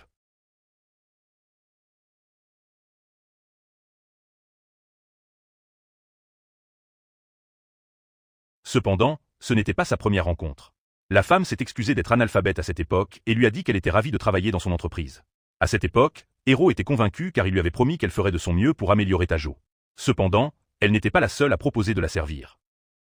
Quand quelqu'un est venu vers elle, Hero a dit avec enthousiasme. Cette personne était le major Do In-su, qui avait été nommé avec 19 hommes pour la sécurité de cet endroit. Hero était reconnaissant pour leur gentillesse, mais il a dit qu'il n'avait aucun endroit où garder 20 soldats. Cependant, le major a confirmé qu'il pouvait prendre soin d'eux-mêmes. De cette façon, Tajo s'est retrouvé à travailler à nouveau avec l'armée. Dès que Major fut invité au festin, il attendait tranquillement la viande de cerf d'eau. Il ordonna donc à ses soldats de tout préparer et d'aller manger. Kim Tajo n'avait plus besoin d'être seule car après tout, elle avait son propre peuple. Entre-temps, les crimes antérieurs du PDG de Yej Pharmacy ont été rapportés dans le salon du commissariat de police de Suwaya. En plus du festin, Jinsu était désormais une personne innocente. Son ennemi était vivant et le meurtrier qu'il avait commis était loin. La situation a empiré. Pour cette raison, la criminalité a été limitée. Jo-1 a prévu de disparaître pendant un certain temps jusqu'à ce que les choses se calment. Mais alors qu'il se dirigeait vers le lieu sûr, il a vu un feu rouge et une moto est sortie par derrière. Cette personne s'est tournée pour voir qui se trouvait près de son oreille gauche. Puis il vit que le verre se brisait près de lui. Parallèlement à cela, il a vu une couleur rouge. Le verre était couvert de sang. Après avoir suivi ses ordres, le meurtrier a décidé de regagner la base. Pendant ce temps, le capitaine alerte de l'hôpital luttait pour lui sauver la vie. En même temps, il est venu avec son article le plus demandé. Il s'agissait d'un nectar de haute qualité fabriqué par Mirin Company.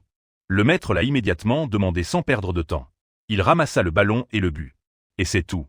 Le poison fut retiré de ses veines. Le maître ne s'attendait à rien de moins cher. Mais soudain, quelque chose se brisa en lui. Et juste comme ça, il a recommencé à maudire Kim Tabro. Alors que l'entreprise grandissait comme Minus, son maître réalisa qu'il avait besoin de plus de médicaments. C'est pourquoi il est allé au milieu de la montagne chercher une bouteille de Vishalke Moonbeer. Outre la drogue, il avait besoin de ses arts martiaux. Après avoir bu la quantité de poison du cerf, qui venait d'atteindre la 4e étoile il y a quelque temps, il était maintenant sur le point d'atteindre la 5e étoile. Puis il a vu une chose intéressante. Notre héros a reçu un jus tellement toxique que les insectes et les moustiques se tenaient à l'écart. Le goût de cette substance toxique était très doux. Après cela, Topo a eu une grenouille à l'estomac de couleur bleue ressemblant à du feu, qui avait du poison dans l'estomac. Il a vu qu'il avait des qualités anesthésiques, il a donc décidé de le garder pour la recherche. Immédiatement après cela, il a vu une Vishalke Moonbeer sur un mille-pattes en bois blanc. Il était aussi gros qu'un serpent et contenait tellement de poison qu'il pouvait tuer quelqu'un d'un seul coup. L'artiste martial trouva son poison très rafraîchissant. Then he saw something from afar. C'était un symbole blanc caché dans les buissons. Soudain, cette créature arriva devant lui. La Vishalke Moonbeer a finalement été trouvée.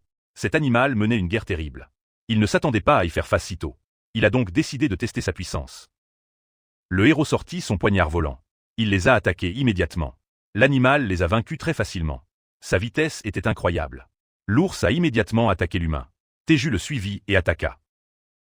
Au début, il pensait l'avoir attaqué directement, mais c'est Vishalke Chandrabalu qui a décidé d'attaquer avec sa main empoisonnée scellée par le sang. L'animal était têtu et a continué à attaquer. Ses griffes étaient comme du beurre, coupant le bois. Le héros décida d'apprendre une autre compétence pour le contrôler, mais toutes ses attaques furent inutiles. Cet ennemi était bien plus puissant que prévu. Autrement dit, il était difficile de le vaincre tout en restant sur la 4e étoile. C'est pourquoi il ne restait qu'une seule solution. Teju devait immédiatement prendre le pouvoir. Il sortit la grenouille bleue au fond de feu et décida de la manger immédiatement. Au bout d'un moment, Kankaju le suivit également. Dès que le poison remplissait ses veines, notre héros n'avait plus qu'à le transformer en poison. Ce processus fut rapidement achevé et l'artiste martial venimeux atteignit finalement la 5e étoile. La difficulté du défi avait désormais changé. Teju voulait utiliser un nouveau jouet de l'armurerie de la tribu des poisons pour utiliser les papillons de sang. Les mouches sautèrent rapidement sur l'ours. Ce n'est qu'après avoir atteint la 5e étoile que quelqu'un pouvait utiliser cet art caché, en voyant comment l'utilisateur contrôle les yeux et l'oreille gauche de l'ours. Avec cela, le combat prit fin. Juste comme ça, Teju a pu tuer sa cible et atteindre un nouveau niveau en même temps. Après avoir fait cela, il décida de prendre sa récompense. Le héros atteignit la profondeur de l'estomac du démon et obtint enfin l'organe dont il avait besoin. Un puissant poison était rempli dans le vagin de l'ours et il fallait le lier avec de l'énergie pour l'éliminer correctement. C'est exactement ce que notre héros a fait. Maintenant que le matériel nécessaire est en main, Kim Teju peut enfin créer un nouvel Henri.